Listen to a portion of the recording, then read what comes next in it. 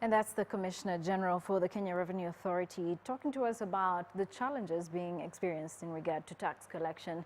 Of course, they're having an ongoing crackdown on import tax evaders, import duty tax evaders. Let's now revisit that story about Kenya and the LAPSET project. In the past 5 months or so, at least, we have seen a number of East African countries pull out or at least explore other options in regard to infrastructure investments. And Uganda did pull out of a pipeline deal earlier on agreed upon between Kenya and Uganda in regard to the construction of a pipeline to go through the northern route of Kenya. And then a few months later, Uganda decides to explore the Tanzanian route. Now, the same has actually happened with Rwanda after it was confirmed by President Paul Kagame that Rwanda is exploring having its railway line go through Tanzania as opposed to going through Kenya and then into Uganda down to Rwanda. Now that of course changes everything about the LAPSET project. Also, we have seen Ethiopia as well also want to explore options of having its pipeline between Ethiopia and Djibouti. So there's a lot of confusion that is going on right now, a lot of uncertainty with investor interest as well. So what exactly is happening? Would now like to seek the expertise of economist Karithe Marimi. Thank you so much for joining us this afternoon. What should we make out of, what's going on with countries like Uganda and Rwanda pulling out of some of the infrastructure investment projects that they have partnered with Kenya? There are two major issues that we need to be clear. The first one is that Kenya cannot go it alone because you need enough return volume to justify the economics of the investment in the whole railway. Right.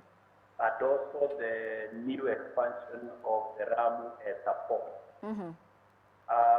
So the back of my mind, there are two things. One, we need to go back to the table and remove the fear of the three countries, that is Ethiopia, Uganda, and Rwanda, in terms of one, our speed, and number two, the cost of our investment. There is a silent question mark, partly to do with whether we have overpriced our project. So if you hear what Rwanda is basically saying is that your project is this figure, ours is lower by this. So that to me is a pricing negotiation activity. All right. And the second point, which is very major, is Kenya needs to sober down from bragging and dumping and negotiate the total volume business within the one African continent. All right. And so when you look at, the decisions that Rwanda and Uganda are making, some of the issues they've voiced out, or at least cited, are the cost of, this project. They're weighing or looking at Tanzania as the cheaper option on both the pipeline as well as the railway line. But is this really a reason that we should take seriously, or is it just an excuse that these two countries are using? I think Rwanda is hinting to us partly on our what we call corruption appetite, both in terms of evaluating the project cost, but more fundamental, they are silently telling us our port in Mombasa is not as efficient as their route has.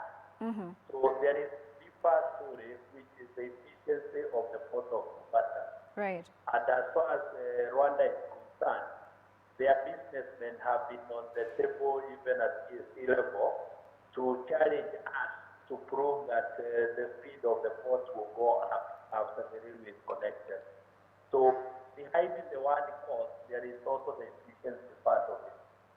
All right. And what Magufuli is basically doing is taking advantage of our inefficiency in Mombasa to negotiate that his can be more efficient.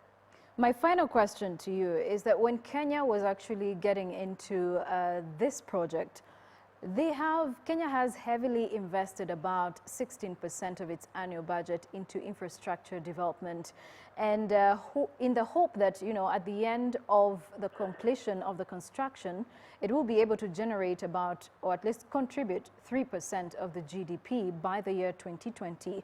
But do you see this happening anytime soon? The storyline is very specific. If the volume of business from our partners is not part of what we are putting in our transport corridor, that increase in GDP will not happen. Because the GDP increase is partly because transport and logistics will go up. So if you read even what we have just released in the economic survey, that's one sector that is showing impressive growth. So if Rwanda's volume is not in the port of Mombasa, if the Uganda volume is not in the port of Mombasa, what it means is that even jobs will be lost. All right, well, thank you so much, Mr. Karithi Marimi, who is an economist. Away from that, Kenya has created an extra 17 new oil exploration blocks, bringing its total to 63, and aims to auction them in a licensing round in